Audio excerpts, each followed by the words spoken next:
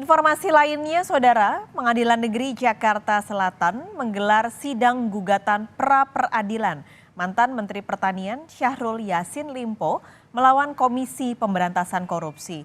Gugatan pra-peradilan dilayangkan Syahrul Yassin Limpo karena tidak terima ditetapkan sebagai tersangka kasus dugaan korupsi di Kementerian Pertanian. Tujuan dari sidang perdana pra-peradilan ini untuk mendengar jawaban hakim tunggal dari 4 petitum yang digugat oleh Syahrul Yassin Limpo.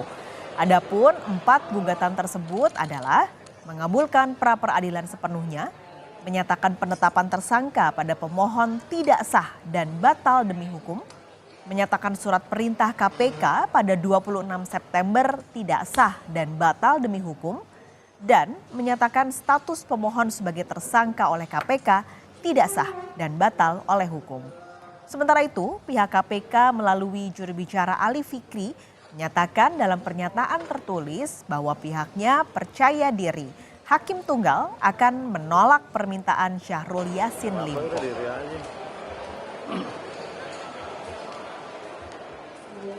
Untuk mengetahui informasi terkini, kita sapa jurnalis Kompas TV Karima Anissa di Pengadilan Negeri Jakarta Selatan. Karima, apakah KPK sudah terkonfirmasi hadir dalam persidangan hari ini?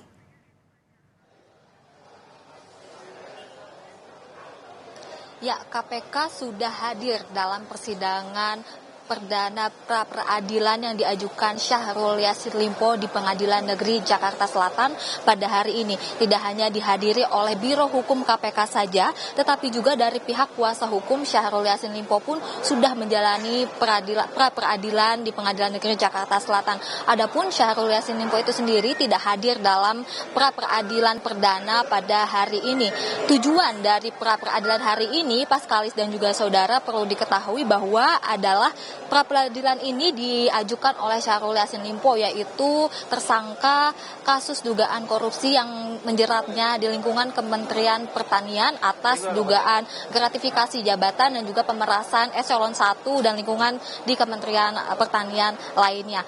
Selain itu, untuk pra-peradilan pada hari ini tujuannya adalah untuk mencabut status tersangka dari Syahrul yang melekat pada Syahrul Yassin Limpo yang sudah ditetapkan oleh KPK melalui putusan dari hakim tunggal. Adapun hakim tunggal yang memimpin pra-peradilan pada hari ini adalah hakim tunggal Alimin Ribut Sujono.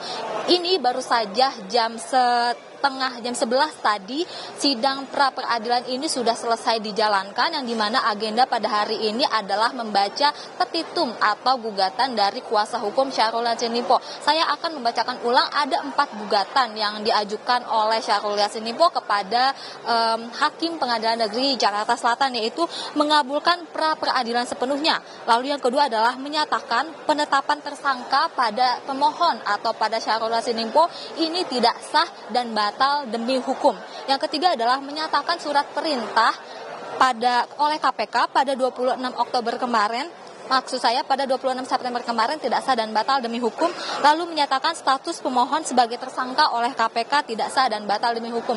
Selanjutnya pada hari ini hakim tunggal belum memutuskan apakah hakim akan menolak atau menerima gugatan dari Syahrul Yassin Limpo tersebut, karena nantinya kita harus mendengar jawaban dari Biro Hukum KPK yang diagendakan pada pra-peradilan selanjutnya. Jadi kita masih akan terus simak bersama-sama bagaimana jalannya pra-peradilan Syahrul Yassin Limpo melawan KPK. Paskalis.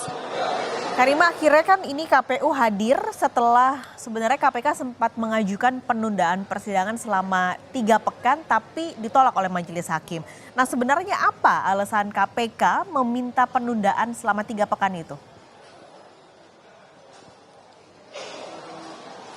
Jadi memang ada beberapa alasan yang disampaikan oleh KPK mengapa sampai akhirnya dibatalkan atau tidak disetujui oleh majelis hakim. Sebelumnya pihak KPK mengira bahwa penundaan selama 3 minggu ini akan berlangsung sampai tanggal sekitar 20 sampai 30 November bulan ini. Tapi ternyata pengajuan penundaan selama 3 minggu itu berlaku ketika secara administratif pra-peradilan sudah diajukan oleh Syahrul Yassin Limpo, yang berarti tanggal 6 November ini adalah minggu ketiga 3 penundaan terakhir atau kesempatan terakhir yang bisa dijalani oleh KPK untuk membacakan jawabannya. Adapun alasan dari 3 minggu penundaan 3 minggu itu dikarenakan KPK memiliki agenda pra peradilan lain yang harus dijalankan. Lalu yang kedua adalah KPK harus mempersiapkan jawaban dari pra peradilan yang dilayangkan oleh Syahrul Yassin Limpo ini. Terkait dengan agenda yang ditunda, selanjutnya majelis hakim atau hakim tunggal ini pun sudah memutuskan dan berunding secara bersama-sama bahwa nantinya ke depannya tepatnya pada besok hakim tunggal memberikan kesempatan kepada Biro Hukum KPK untuk memberikan jawaban dari 4 gugatan yang tadi sudah disebut. Lalu lanjut lagi pada 8 November bukti surat dari Syahrul Yassin Limpo dan juga dari KPK nanti akan disampaikan di pengadilan. Entah itu bukti-bukti lainnya maupun bukti surat lainnya.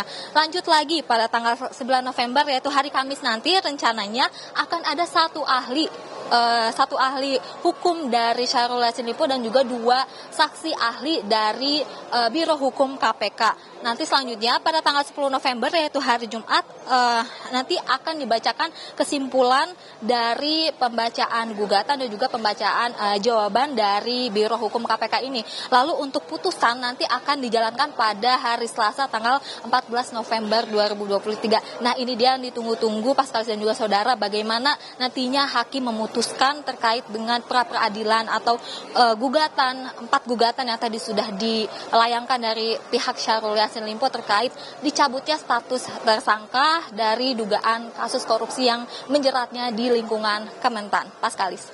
Karima Anissa, terima kasih melaporkan langsung dari Pengadilan Negeri Jakarta Selatan.